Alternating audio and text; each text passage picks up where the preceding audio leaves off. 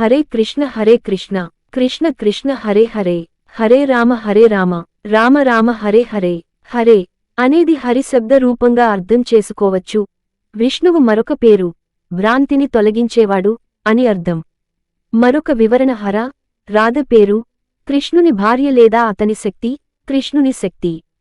భక్తివేదాంత స్వామి ప్రభుపాద ప్రకారం హర అనేది దేవుని శక్తి ని సూచిస్తుంది. అయితే కృష్ణుడు, రాముడు సర్వోత్కృష్టమైన భగవంతుడిని సూచిస్తారు.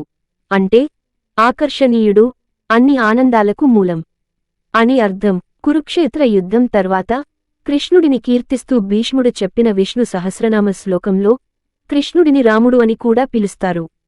హరే రామ లో రామ అంటే రాధారమణ లేదా రాధ, కృష్ణునికి మరొక పేరు, ప్రియమైన వ్యక్తి అని కొన్నిసార్లు నమ్ముతారు. భక్తివేదాంత స్వామి మహామంత్రాన్ని జపించే విధానాన్ని ఈ క్రింది విధంగా వివరించాడు. కృష్ణ చైతన్యం మనస్సుపై కృత్రిమంగా విధించడం కాదు.